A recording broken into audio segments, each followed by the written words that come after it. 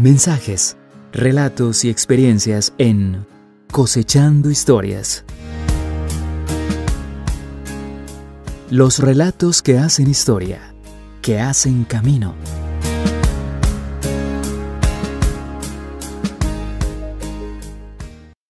A lo largo de la historia de la humanidad, las mujeres se han destacado en todos los ámbitos, en el conocimiento, la religión, lo social, lo político. Desde luego mujeres que han hecho mucho por la historia y por la humanidad, entre tantos nombres, María Curie.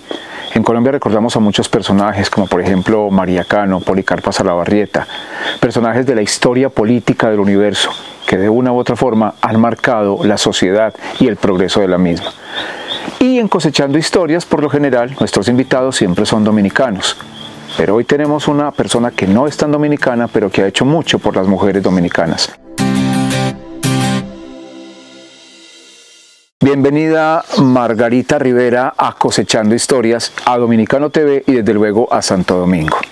Muchísimas gracias y gracias por la invitación. Soy concordiana, pero me siento dominicana de corazón, como lo acabas de decir. Y de hecho, antioqueños, todos hacemos parte de una misma raza. Es costumbre siempre en Cosechando Historias comenzar desde, como se dice popularmente, desde el principio. Ya nos dices que eres de Concordia, en el suroeste antioqueño. ¿Cómo fue esa niñez? ¿Cómo transcurre la niñez de Margarita?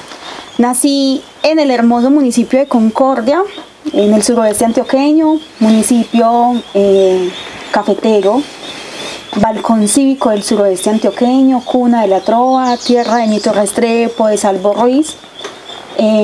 Mis papás son de origen del occidente antioqueño. Mis papás nacieron en Caicedo y Santa Fe de Antioquia, pero debido a la cosecha empezaron como a andar municipios. Fueron a vivir a Frontino, de Frontino pasaron a vivir a Fredonia, y de Fredonia pasaron a vivir a Concordia, y allí nací yo.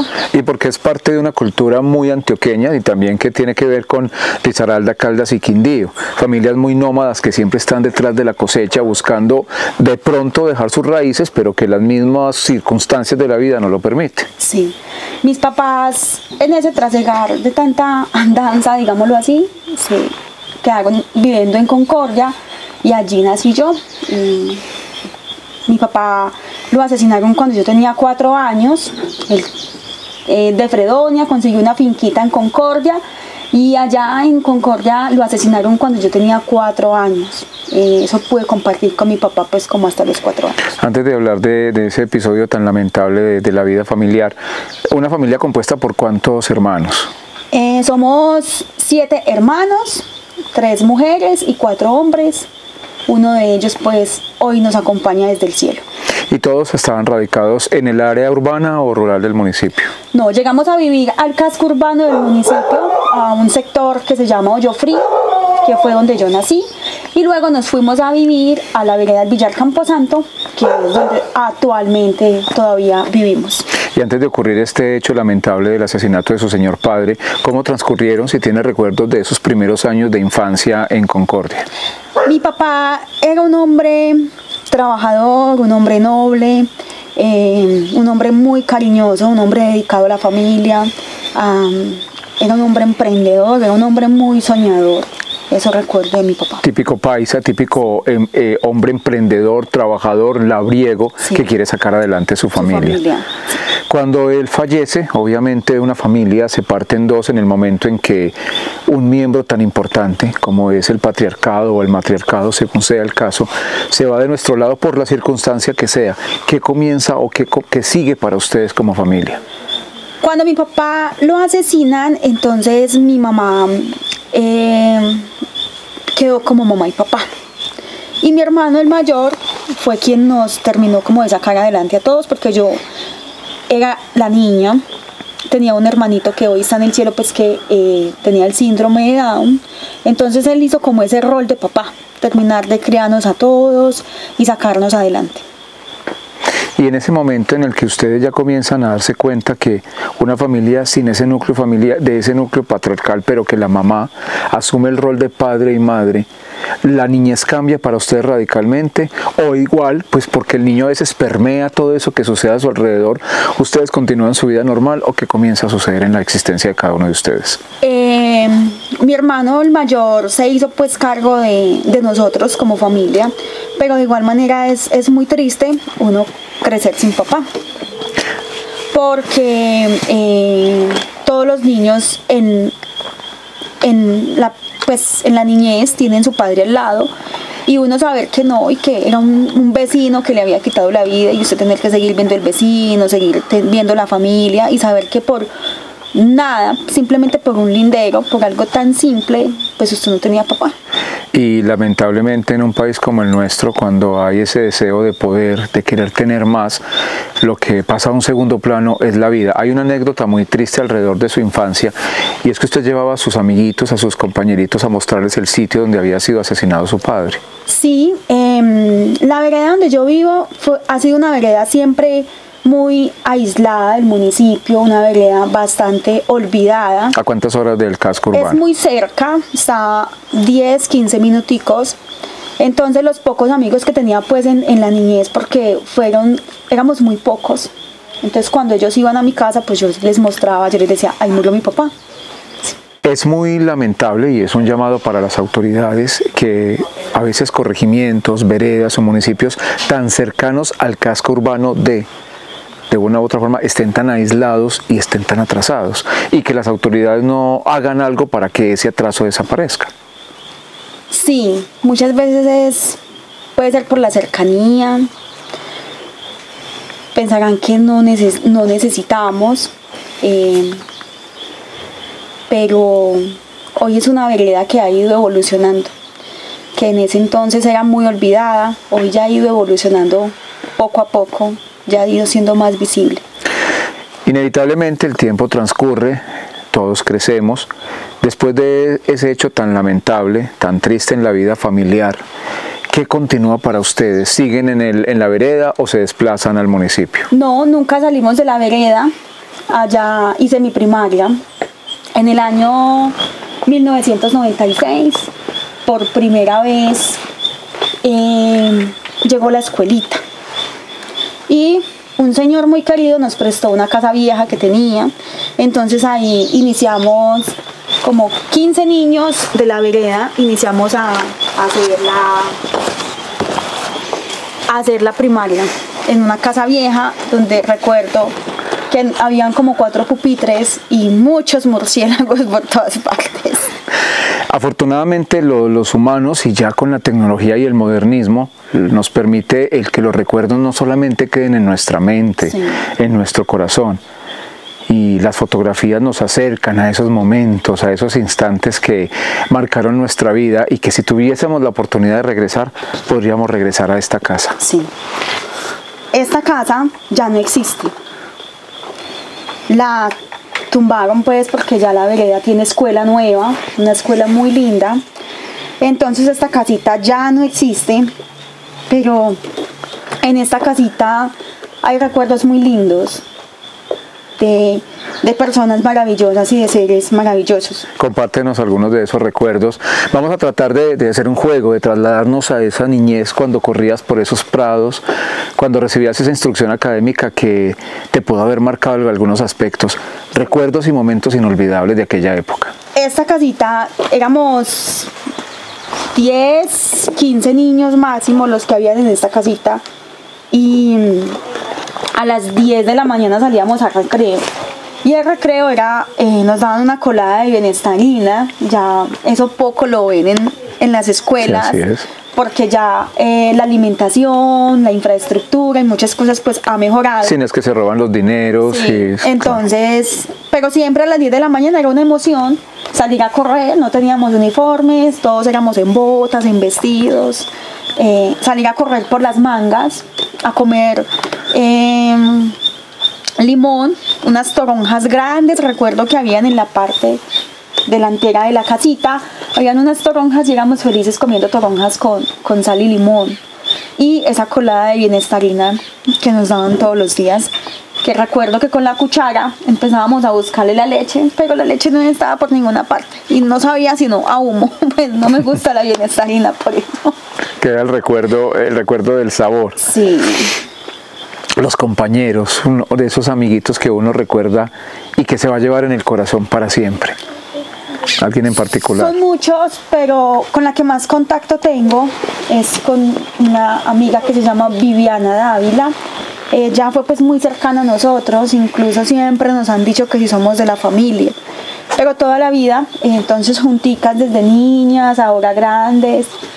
Con ella recuerdo mucho que salíamos a muñequear y a correr por todas esas mangas en chores y en vestidos.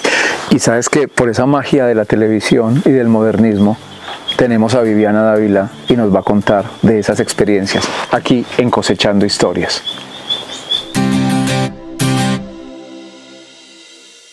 Recordar la niñez con Márgara son muchos sentimientos encontrados de alegría, de risas y de tristezas.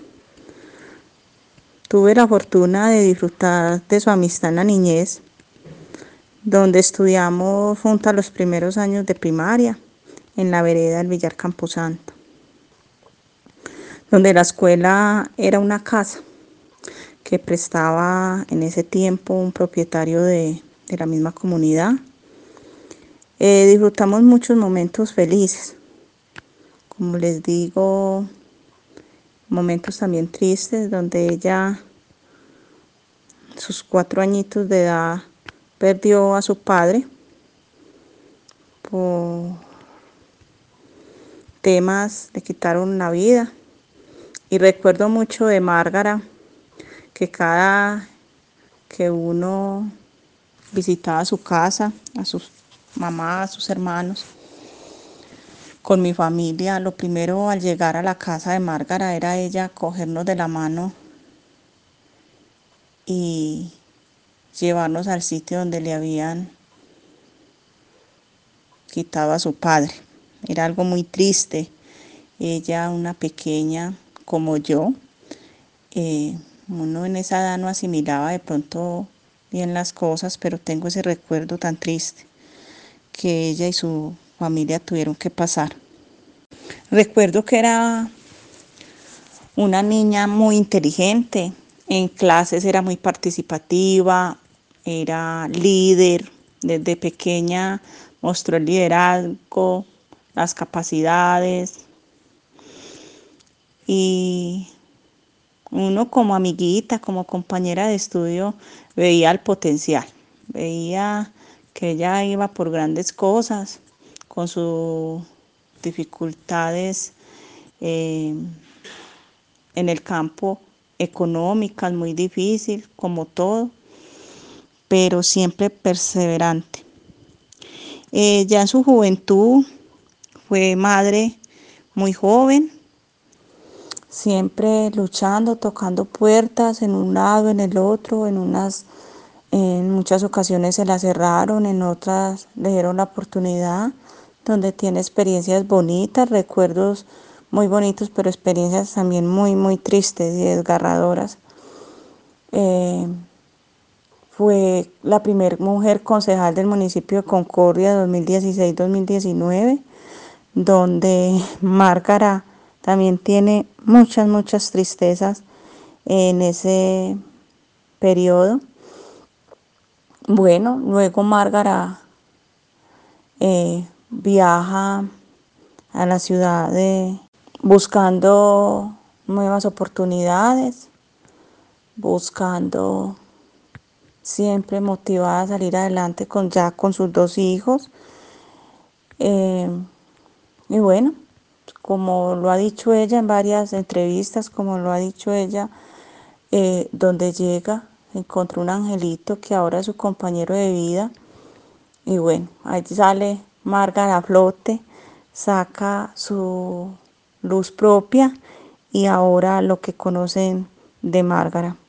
Orgullosa, feliz de que una concordiana poder decir que ha llegado tan alto, que ha podido cumplir sus sueños de niña, de ayudar a las demás personas sin esperar nada a cambio. Y después de escuchar a Viviana y de esas personas que uno siempre se va a llevar en el alma, en los recuerdos, dicen que la vida es como un tren que muchas de esas personas entran y salen a los vagones. Algunos te acompañan una parte del camino y otros te acompañan durante todo el camino. Viviana te ha acompañado durante toda esa etapa de tu vida. Viviana en un tiempo de la vida se fue a vivir a Medellín y nos distanciamos un poco, pero por ser vecinas de la vereda, compartimos, sí, mucho. O sea que hasta la época en que estás en esa escuelita de tus recuerdos, en esa casa vieja que el tiempo borró, como dice la canción, ¿fue una niñez normal o comenzaron a ocurrir otros hechos en tu vida? Cuando estudiaba en esta casita, era muy líder. Siempre me he caracterizado por ser una mujer muy líder y estar en pro de las demás personas ayudándoles. Nosotros en la escuelita, en el año 2000, tenemos escuelita nueva. El mismo señor que nos había prestado esta escuelita nos donó un terreno, el señor Humberto Arboleda nos donó un terreno para construir la escuela, y en el año 2000 yo fui personera de mi escuelita. Todos mis compañeritos me eligieron y yo fui personera, y yo siempre a todas las reuniones donde iba yo decía que queríamos tener un computador y que queríamos tener una nevera porque no teníamos en qué meter los alimentos y nada, y ya teníamos pues escuelita. Entonces desde ahí empezaron como mi liderazgo y mis gestiones, gestionando un computadorcito en el año 2000 y una nevera para mi escuelita. ¿Cuántos años tenías en ese momento? En ese momento tenía 11 años. 11 años y ya estabas de lideresa, ya estabas comenzando a demostrar lo que más adelante ibas a comenzar a compartir con las demás personas. Sí. Esa ayuda, y que uno debe vivir para servir y no esperar que estén sirviendo por uno. Fue una niñez muy, muy linda porque en mi casa no había luz. Entonces duramos también mucho tiempo sin agua y había que cargar el agua. Entonces mi mamá todos los días con mis hermanas y mis hermanos, a las 6 de la mañana ya tenía que estar las canecas de agua llenas con el agua que cargábamos de un pozo. Y vi televisión a los 16 años, entonces siempre era la vela, era algo muy bonito, pues era emocionante, usted en el medio del miedo, pero también de esa ansiedad de prender una luz. Yo digo que eso, el haber vivido sin luz tanto tiempo y el haber encendido tantas luces todas las noches, eso me ayudó hoy a encenderle la luz a muchas mujeres. Y nadie pensaría que en una época como esta, estamos hablando en promedio del 2006-2007, apenas tuvieras por primera vez el acceso a un aparato de televisión. Uno pensaría que eso no ocurre. ¿Qué decían tu familia, especialmente tu señora madre, cuando empezaban a ver que ibas a ser una líder de un municipio o de las mujeres que estaban sufriendo por X o Y motivo? Mi mamá siempre fue una mujer muy bella, mi mamá siempre me apoyó en todo y me decía que iba a llegar muy lejos, que estudiara, que saliera adelante.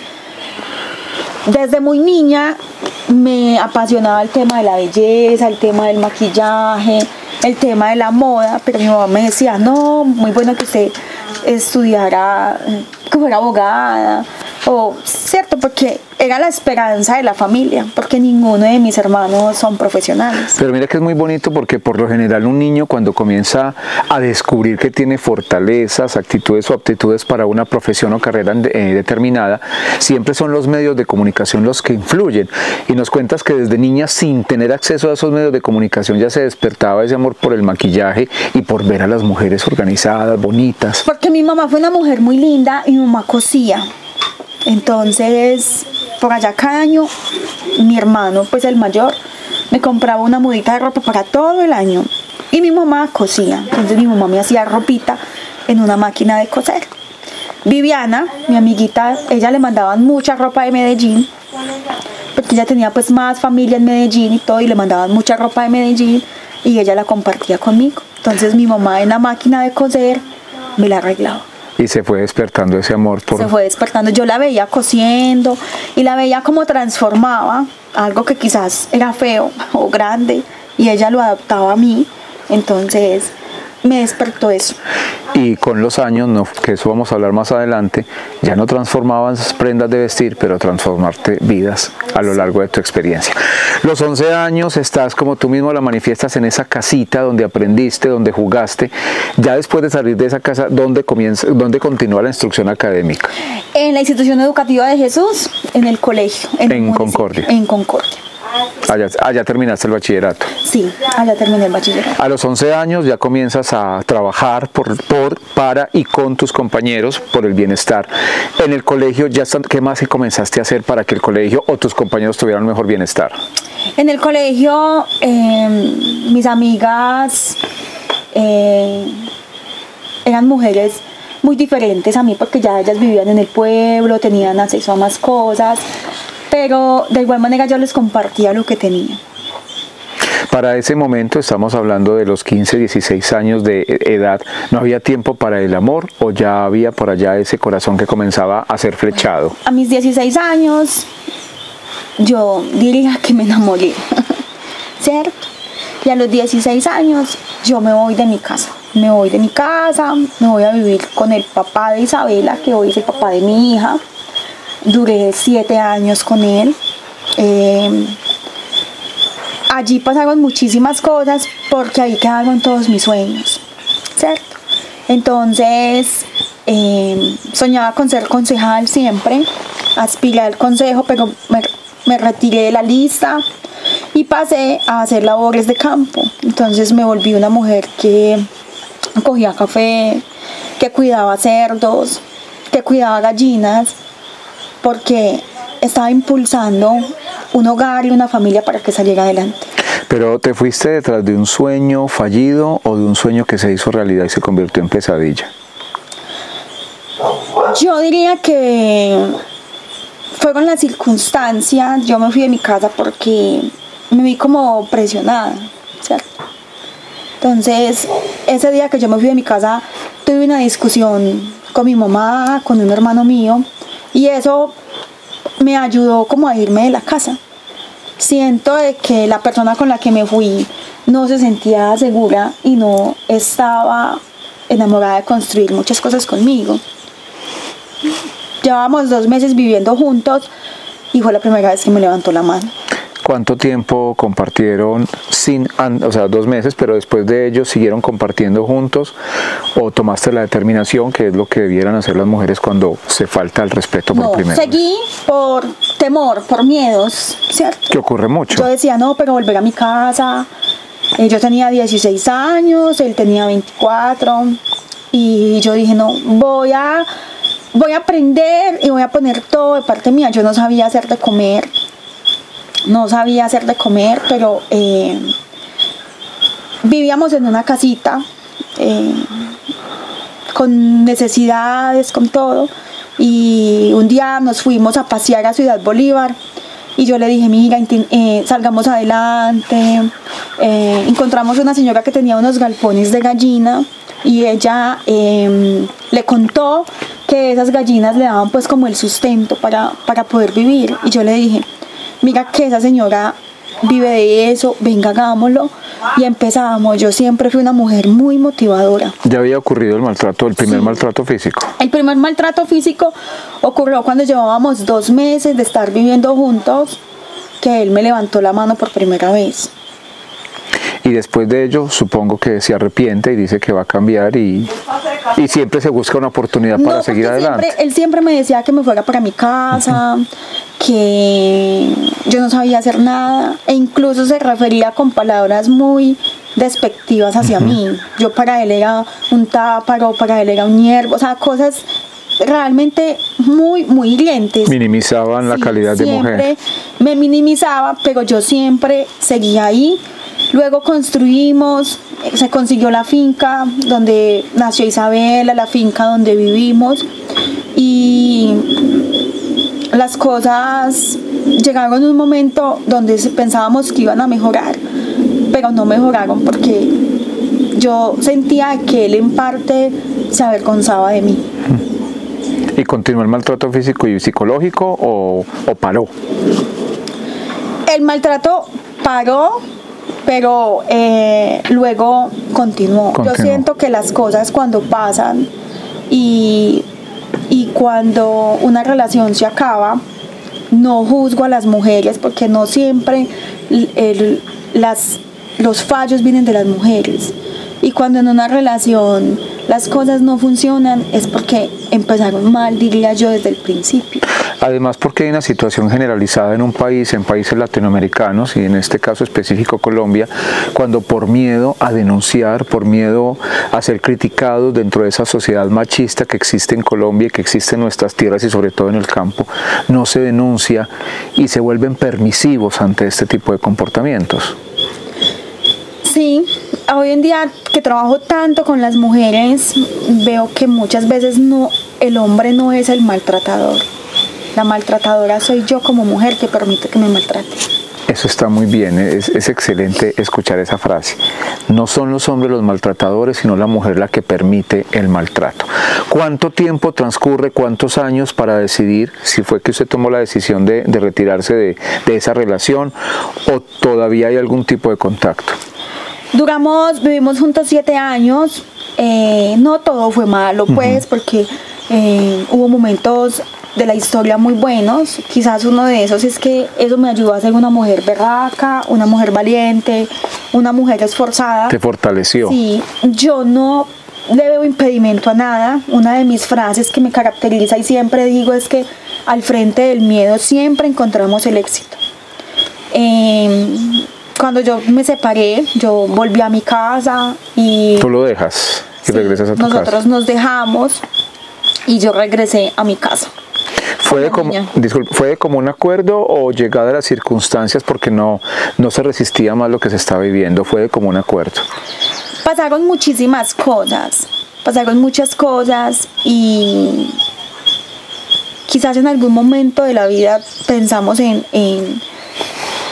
fortalecer y en hacerlo por la niña, pero él fue quien tomó la decisión y ese día se dijo no más, porque hubo agresión, porque hubo maltrato, porque hubieron muchísimas cosas y no más. Ya han pasado 11 años, no tengo ningún tipo de contacto con él. Creo que él dice que yo le fallé y yo también tengo mis heridas, también tengo mis dolores. Entonces soy una mujer muy radical. Donde a mí me maltratan, yo no vuelvo a tener contacto con la persona. Él tiene un derecho y un deber y una responsabilidad y es que tiene una hija. Construimos mucho juntos, de lo que construimos no recibí una cuchara. Entonces sé que tenía juventud, años y le pido a Dios todos los días que me dé muchísima salud para poder trabajar y para poder conseguir y darle el bienestar a mi hija que ella necesita. Transcurridos estos 11 años, donde tú misma lo manifiestas que no todo fue malo, pero que hubo un maltrato de tipo físico y psicológico y eso marca a cualquier persona, regresas a tu casa y ¿cómo te reciben? Cuando regresé a mi casa, pues no era lo mismo, porque ya no estaba sola, ya tenía una niña, mi casa era pequeña, ¿cierto? Entonces yo sabía que yo tenía que trabajar para poder aportarle a mi casa, poder conseguirle las cosas a la niña. Regreso a mi casa y la relación fue buena. Fue buena. ¿Y de ahí qué continúa en la vida? ¿Cuánto tiempo estás con ellos nuevamente en casa? Estoy con ellos como 6, 7 meses y me voy a Medellín a trabajar a una casa de familia. ¿Y cómo fue esa experiencia? Esa experiencia fue una experiencia muy linda porque esa casa no me fui a trabajar así interna ni nada, sino que simplemente fui como a cuidar un perrito. Entonces era una experiencia muy linda porque cuidaba pues el perrito, pero aparte esa familia me amaba, me quería muchísimo y parecía como en mi casa, que lo único que tenía que hacer era cuidar a Rocky, que era un perrito. ¿Y tu niña se queda con su abuela o también se traslada a la ciudad de Medellín contigo? No, ella se queda con mi mamá. Estás con Rocky, con el perrito, con esa mascota y todavía después de todos esos años, de esos 11 años de dolor, de sufrimiento, de momentos, tenías en tu mente todo lo que venía después, lo que querías hacer por las mujeres. Ese fue como el impulso, el motor que te dijo, voy a ayudar a las mujeres. No, yo incluso soñaba con ser abogada. Yo quería ser abogada. ¿Y ¿Qué sucedió? Sucede que en el año 2014 yo me voy a vivir a Cali. Yo tengo una hermana que vive en Cali y en el año 2013 me voy a vivir a Cali. Pero antes de eso, en el año 2012, yo cuidé a Rocky solamente como 3 meses. Y en el año 2013 yo empecé a enfermarme muchísimo. Entonces estuve hospitalizada muchísimo tiempo. Los médicos me decían que podía ser una leucemia. Me empezaron a hacer muchísimos exámenes, pero ahí no entendía cuáles eran quizás los propósitos que Dios tenía conmigo. Aquella famosa frase que dice que no es el por qué, sino el para qué, Sí. los propósitos de Dios en nuestra vida. Sí. Entonces en el año 2013 mi hermana vive en Cali y yo me voy a vivir a Cali. Y en el medio de todo eso conocí al papá de Manuel y quedé embarazada de Manuel. A Mauricio. No, No, a otro muchacho. A otro muchacho. Ah, bueno, nos adelantamos en la historia. Por ahí nos contaron en el Correo de las Brujas que también tuviste un almacén. ¿Ese almacén fue en ese periodo de Concordia, Medellín o Cali? ¿O fue en qué periodo de tu vida? Bueno, ese periodo fue antes porque Emanuel nace. Y cuando Emanuel nace, yo estuve en un proceso de una casacuna con unas religiosas. Allí en aquella casa fue donde despertó ese amor y esas ganas de ser provida, porque soy una mujer, primero que todo, provida, defensora de la vida, defensora de la familia y defensora de la mujer. Allí nace Manuel en el año 2014 en una casa llamada Lumen Day, que era una casa de religiosas que me hospedé allá. Ellas me recibieron. Vivían más mujeres en situaciones de vulnerabilidad y vivo allí en aquella casa, y allí encuentro el amor más grande y más puro y me pude consagrar al Inmaculado Corazón de María. ¿Qué representan en tu vida tus 2 hijos, tus 2 más grandes tesoros? Porque Bueno, siempre se ha dicho que antes de ser madre se es mujer, pero de esto estamos hablando precisamente en el transcurso del programa. Pero ¿qué representan tus 2 grandes amores en la vida? Isabela para mí representa esa amiga mujer, esa hija, esa fuerza y esa motivación, porque fue la primera persona que siempre estuvo ahí y la que me impulsaba a salir adelante y a luchar. Emanuel representa el amor de Dios en él. Y precisamente en Cosechando Historias, porque también nos gusta que las personas que te rodean expresen sus sentimientos. Siempre he sido un convencido, y me disculpan los televidentes, a título personal, los sentimientos se expresan en vida. Hay que llevar flores en vida, porque ¿para qué llevar flores a una fría tumba? Sí. Aunque suene a frase de cajón, pero es así. Aquí los tenemos en Cosechando Historias. Mi mamá es una persona que nos ha creado en principios y valores. Es una mujer muy valiente, muy guerrera y es provida, ha salvado muchas vidas de muchos niños. Mi mamá es una guerrera, ha salvado vidas de mujeres y niños, ha sido provida, ha sido concejal y nos ha educado muy bien. Te queremos, mamá. ¿Qué siente uno cuando las personas por las que uno le ha dado todo, por las que ha sufrido, por las que ha llorado, por las que ha gozado, expresan a través de un programa este tipo de palabras? Amor, yo he dicho que en todo este trasegar y con tantas mujeres que han pasado por mi vida, digo que el amor no se ve en los ojos, el amor se ve con el corazón. Como lo dice en la obra de Antoine de Saint-Exupéry, El Principito. Lo evidente no se ve con los ojos. Se ve con el corazón. Con el corazón. Cali, después de Cali retornamos a Antioquia. Sí. ¿O qué más hacemos en Cali? No, en Cali regreso, luego vivo en la casa cuna y de la casa cuna salgo y regreso a mi municipio en noviembre del año 2014 y en diciembre del año 2014. Del año 2014 me proponen que aspire al consejo porque en el año 2015 eran elecciones. Entonces venía todo ese tema de las elecciones y me dicen aspire al consejo y yo dije wow, pero ¿qué voy a hacer allá? Tengo familia muy política pues, porque familiares que han sido alcaldes, una prima que ha sido alcaldesa de Santa Fe de Antioquia. Entonces eso es como una vena. Incluso mi papá aún le guardamos hace años que los directorios municipales políticos entregaban una tarjetica. Mi papá era analfabeta, no sabía leer ni escribir, pero mi papá era liberal. Entonces, cuando veo eso, entonces sabía que mi papá era un hombre que le gustaba la política. Mi papá era liberal, mi mamá era más conservadora. Liberales rojos, conservadores azules, sí. Además porque eran unas épocas donde se era de uno o del otro partido, no existían más partidos políticos. Y yo recuerdo que yo estaba muy pequeñita y hubo unas elecciones y yo me acuerdo que mi papá, cuando estaba llegando a la casa, mi papá siempre hacía esto cuando estaba contento. Entonces mi papá ese día era haciendo así y mi papá era diciendo: ¡que viva el Partido Liberal! ¡Que viva el gran Partido Liberal! Esa era la frase de combate.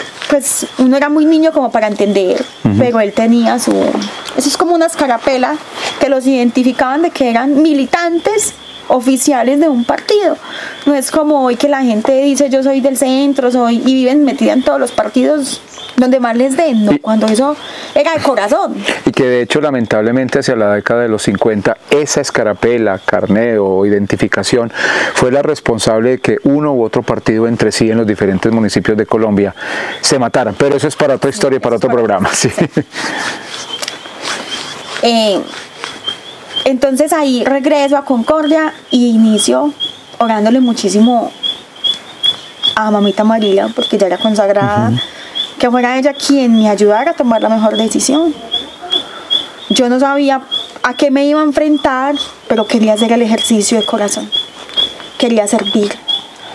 Vocación de servicio. Empiezo y en el año 2014, yo me consagré el 12 de diciembre. Esta historia continuará. Cosechando historias.